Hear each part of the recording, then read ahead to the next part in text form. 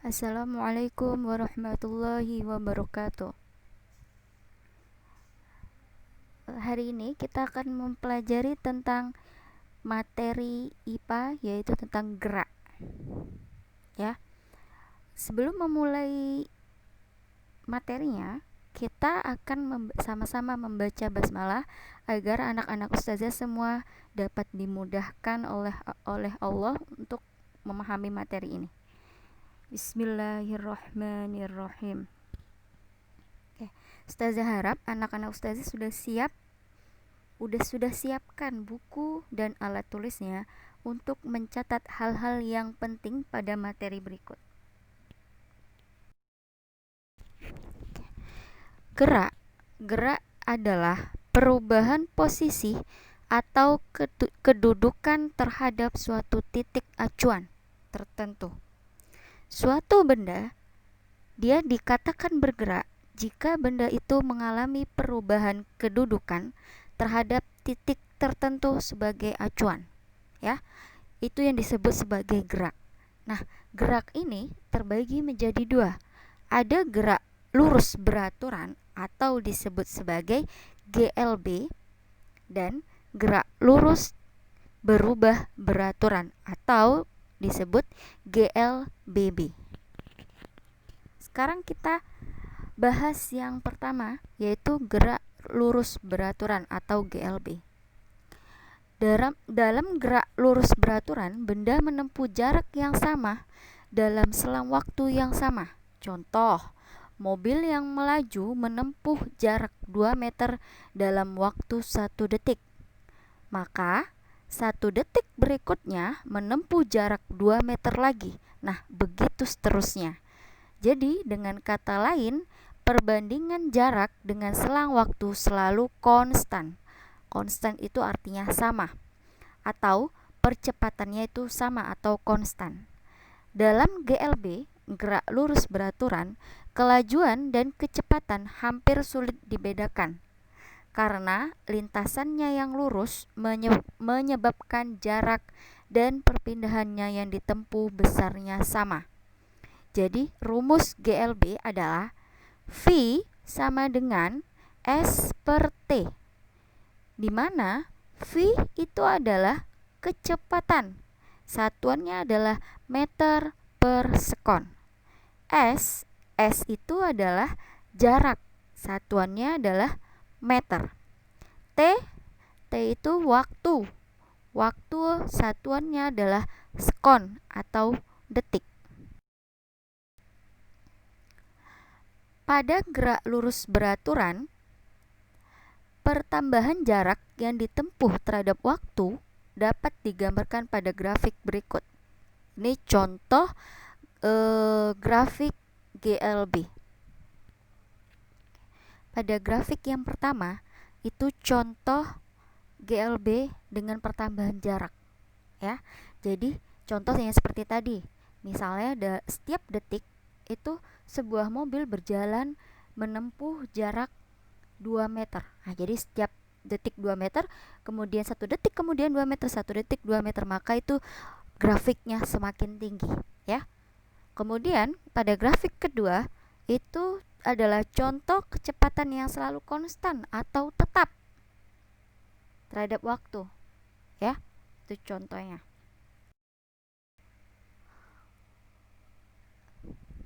Kecepatan dan kelajuan. Dalam pembahasan gerak itu dikenal istilah kecepatan dan kelajuan. Apa itu? Kecepatan diartikan sebagai perpindahan yang ditempuh setiap satuan waktu. Sedangkan kelajuan diartikan sebagai jarak yang ditempuh setiap satuan waktu. Nih, ada rumusnya. Kalau pada kecepatan, rumusnya adalah perpindahan itu dilambangkan dengan S dengan satuan meter. S per T atau perpindahan dibagi waktu. Perpindahan satuannya meter, sedangkan waktu satuannya sekon. Itu rumus dari kecepatan. Kemudian di rumus yang di atas itu rumus kelajuan. Nah, rumus kelajuan itu adalah jarak dibagi waktu. Jarak satuannya meter, waktu satuannya sekon atau detik.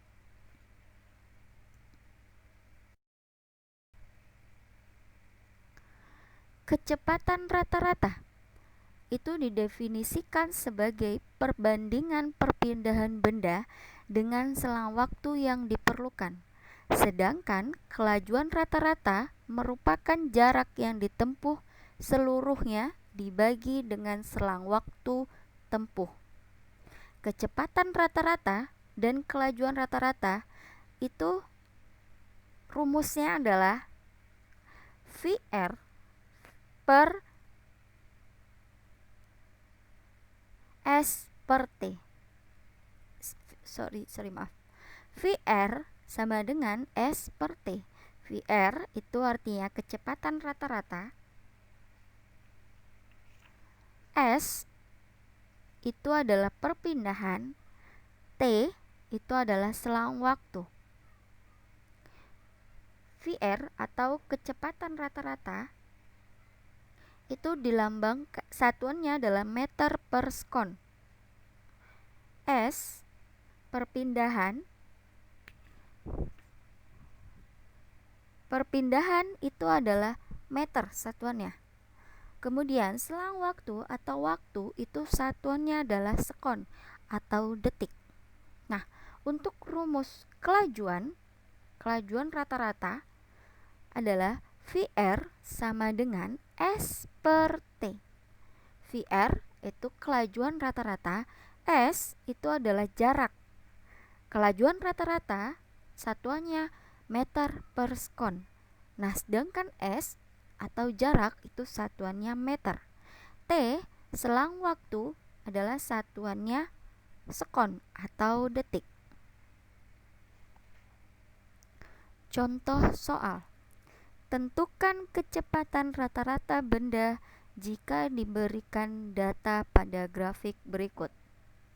Silakan dipahami grafiknya ya anak-anak.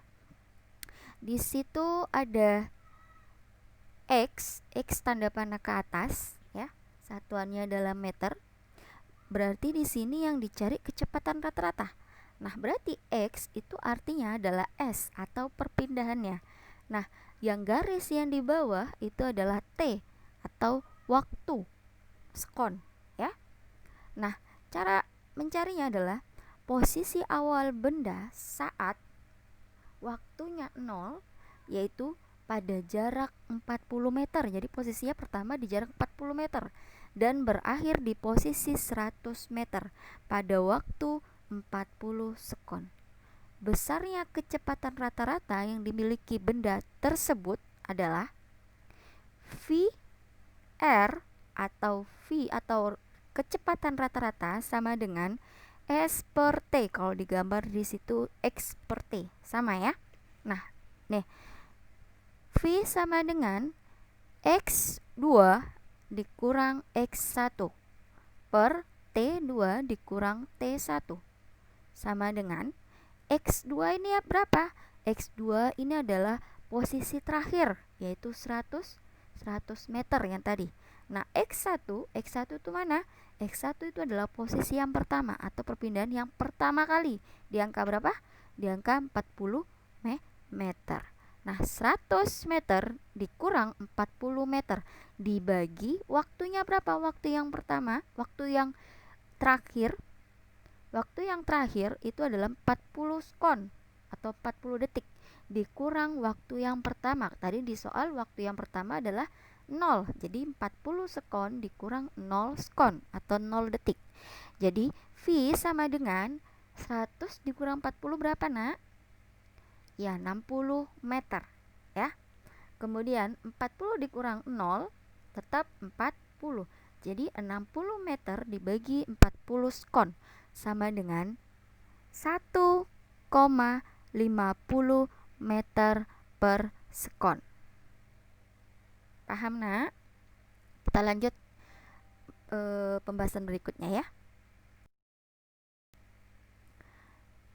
Percepatan. Nih, Benda yang bergerak dengan kecepatan yang tidak konstan akan mengalami perubahan kecepatan dalam selang waktu tertentu. Jadi benda itu kalau yang bergerak dengan kecepatan yang sama akan mengalami perubahan kecepatan, tapi dalam waktu tertentu. Benda tersebut dikatakan mengalami percepatan. Nah, itu disebut sebagai percepatan ya. Besarnya percepatan atau perlambatan atau biasa disebut akselerasi dapat ditentukan dengan membagi perubahan kecepatan dengan waktu yang ditempuh. Ya. Di sini rumusnya, rumus percepatan. A sama dengan V per T. Atau percepatan, A itu percepatan, satuannya meter per sekon. Nah, V itu adalah perubahan kecepatan. T itu adalah selang waktu. Nah, V itu satuannya apa? Satuannya adalah meter per sekon. T itu satuannya sekon. Contoh soal. Sebuah mobil melaju dengan kecepatan awal yaitu 2 meter per sekon. Berarti kecepatan awal. Ada V1-nya berarti.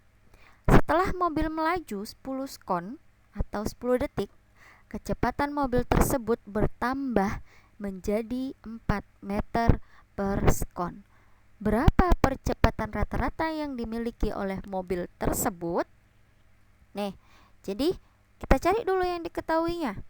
Tadi ada kecepatan awal, ada kecepatan yang kedua. Jadi kecepatan awal kita lambangkan V1. V1 sama dengan 2 meter per sekon. Kemudian V2 ini adalah kecepatan yang bertambah. Ya, kecepatan yang bertambah itu adalah 4 meter per sekon. Nah, T1-nya, waktu di kecepatan awal itu berapa? Waktu di kecepatan awal itu adalah 0. Kenapa 0? Karena mobil pada posisi awalnya diam. Nah, kemudian dia jalan itu. Jalan menempuh jarak 2 meter per sekon. Kemudian waktu yang kedua untuk setelah melaju 10 sekon, kecepatan mobil tersebut bertambah 4 meter per sekon. Jadi waktu yang kedua itu adalah 10 sekon atau 10 detik. Yang ditanya apa? Yang ditanya A-nya. A itu adalah percepatan, satuannya meter per sekon kuadrat. Jawab. A sama dengan V per T.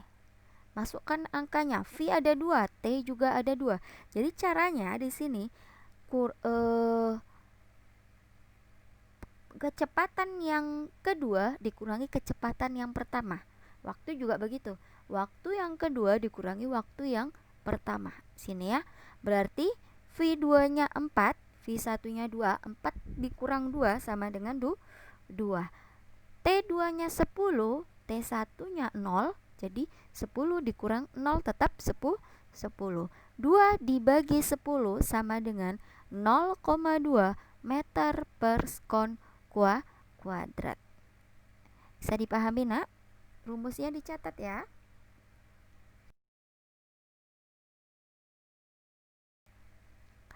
Gerak lurus berubah beraturan atau disebut GLBB. Nah, apa arti dari gerak lurus berubah beraturan?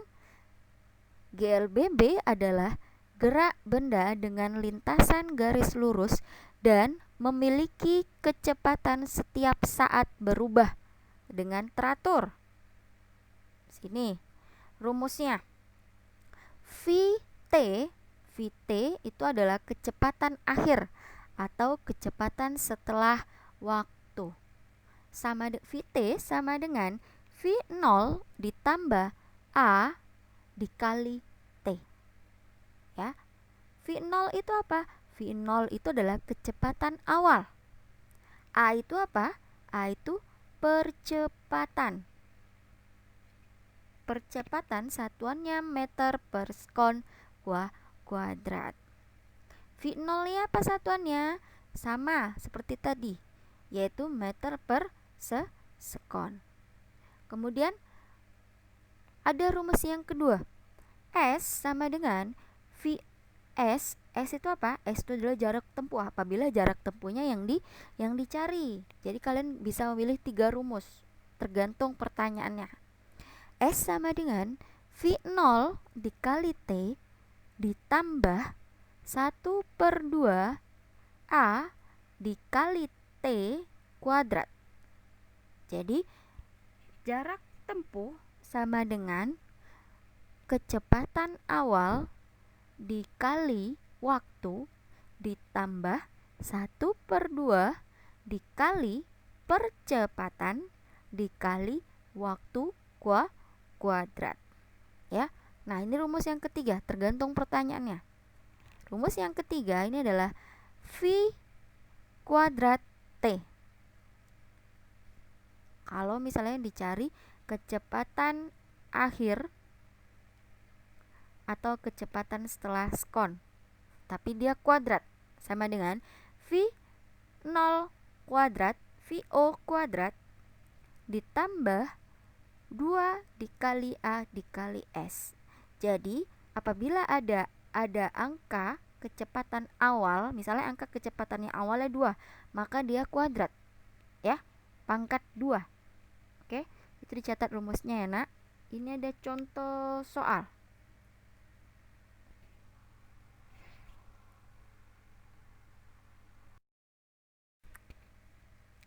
Ini anak, contoh soal GLB atau gerak lurus beraturan dan GLBB atau gerak lurus berubah beraturan. Berikut adalah hasil ketikan ticker timer dari suatu percobaan gerak lurus beraturan dan gerak lurus berubah beraturan dipercepat berturut-turut, ditunjukkan pada gambar nomor. Jadi yang ditanya di sini adalah GLB dan GLBB yang dipercepat, ya. Ingat, dipercepat. Bisa dilihat gambarnya 1, 2, 3 dan ada 4. Cara mencarinya adalah ticker timer membuat 1 titik setiap 1 detiknya, sehingga dari 1 titik ke titik lain itu ditempuh selama selang waktu yang sama, yaitu 1 detik, ya. Apabila jarak antara setiap titik selalu sama, jarak selalu sama, maka kelajuan benda itu konstan atau sama, yang artinya benda tersebut gerak, termasuk gerak lurus beraturan. Yang mana yang termasuk itu? Apabila jarak antara setiap titik selalu sama. Yang mana jaraknya selalu sama? Yang nomor 1. Nomor 2 itu awalnya sama tapi terakhirnya tidak, ya, titiknya. Yang nomor 1 itu jaraknya selalu sama, ya. Itu nomor 1 termasuk gerak lurus beraturan. Berarti yang mana? Nomor 1 antara A dan B. Kita cari yang GLBB-nya yang dipercepat. Apabila jarak antara setiap titik semakin dekat, maka kelajuan benda semakin kecil, atau disebut gerak lurus berubah beraturan diperlambat. Nah, yang mana ini berarti? Kalau ini disebut GLBB diperlambat. Yang mana berarti? Jarak yang pertama dia jarak antar setiap titik itu semakin dekat semakin laju. Artinya kalau semakin dekat semakin laju, artinya dia titik yang terakhir tuh semakin rapat. Yang mana? Yang nomor 2.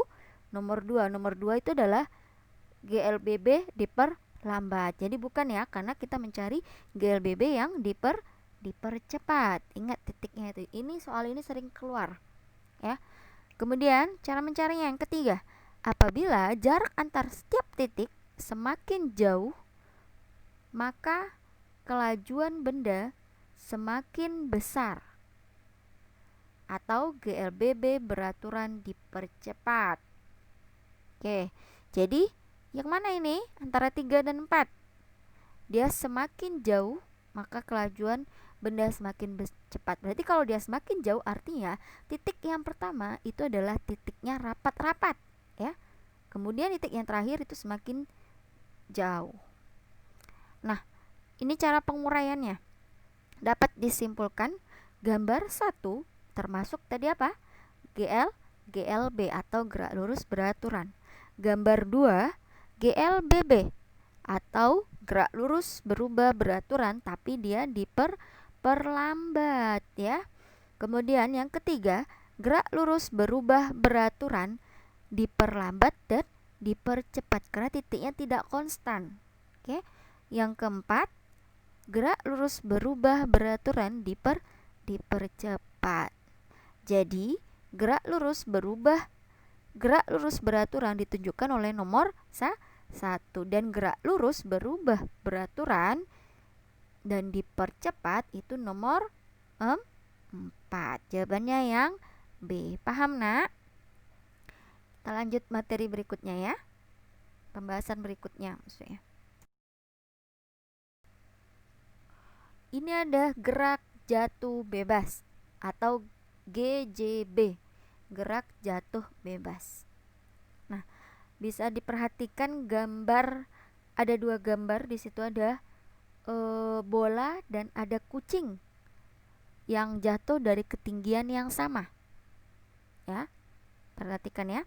Gambar di atas itu termasuk contoh gerak jatuh bebas atau GJB dari bola dan seekor kucing, ya. Walaupun keduanya memiliki massa yang berbeda, massa artinya berat, ya. Artinya antara bola dan kucing lebih berat kucing, akan tetapi mempunyai waktu jatuh yang sama. Karena apa?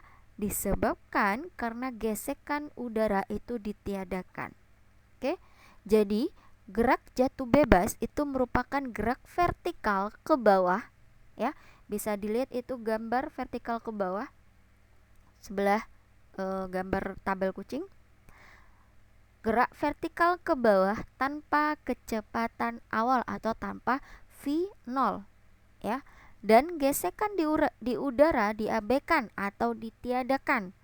Gerak jatuh bebas merupakan GLBB dipercepat dengan A sama dengan plus G, atau A itu adalah percepatan sama dengan di plus atau ditambah G. G itu apa?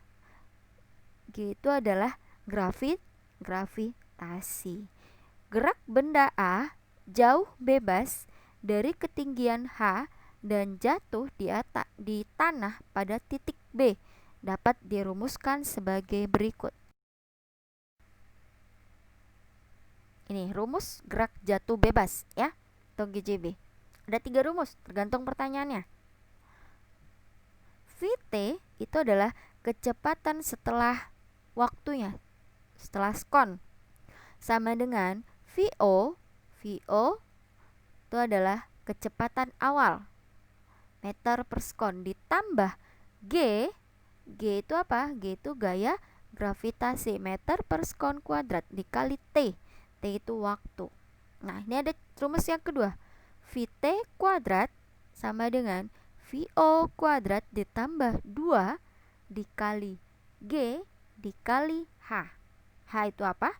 H itu ketinggian. Nah, kalau misalnya dicari ketinggiannya, nah berarti caranya adalah H sama dengan Vo atau kecepatan awal dikali T atau waktu ditambah setengah dikali G gaya gravitasi dikali T kuadrat. Jadi waktunya ada 2, ya. Waktunya tetap skon. Kalau misalnya kalian menjumpai waktu di soal itu menit, jadi dirubah dulu ke skon. Ini ada contoh soal. Dari puncak sebuah menara setinggi 45 meter dijatuhkan sebuah batu. Jika percepatan gravitasi bumi 10 meter per skon min pangkat 2, 10 meter skon pangkat min 2 maksud Ustazah, maaf. Kecepatan batu pada saat tepat menyentuh tanah adalah, diketahuinya dulu di situ ada angka apa saja. Ada 45 meter. 45 meter itu termasuk dalam tinggi atau lambang H. Kemudian ada 10 meter per sekon pangkat min 2 atau pangkat 2 ya, itu bukan min tuh ya, pangkat itu. Gravitasi sama dengan 10 meter per sekon kuadrat. Nah, ditanya apa? Ditanya kecepatan batu pada saat menyentuh tanah. Kita pakai rumus yang mana? Rumusnya adalah VT kuadrat sama dengan 2 dikali gravitasi dikali tinggi ya. Nah, tapi di rumus itu ada kecepatan awal, Zah. Oke, kecepatan awal itu dihilangkan, bisa dihilangkan tergantung pertanyaannya, ya. Jadi, hanya 2 dikali G dikali H. Cara mencarinya, VT kuadrat sama dengan 2, masukkan gravitasinya, 2 dikali 10, tingginya berapa? Tingginya 45 meter. 45 meter. Jadi 2 dikali 10 dikali 45 sama dengan 900. Nah, ini diakarkan.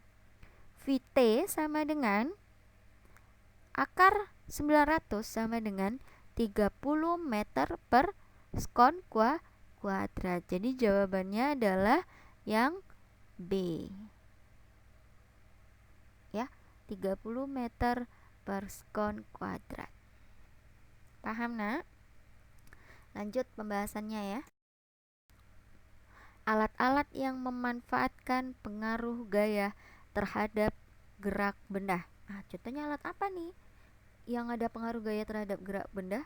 Yaitu ada kerekan pada tiang bendera. Nah, penggerek pada tiang bendera itu memanfaatkan pengaruh gaya dan gerak benda ya. Kemudian kerekan pada sumur timba. Nah, ini di rumahnya ada nggak yang punya sumur timba? Kalau Ustazah di kampung Ustazah masih pakai itu sumur timba. Jadi kalau mau mandi harus menimba dulu. Nah, kerekan ini memanfaatkan gaya terhadap gerak benda. Nah, contohnya nih, gara tarikan kerekan, maka ember di sumur itu dia akan bergerak naik ke atas. Kemudian yang ketiga, itu menggayuh pedal sepeda.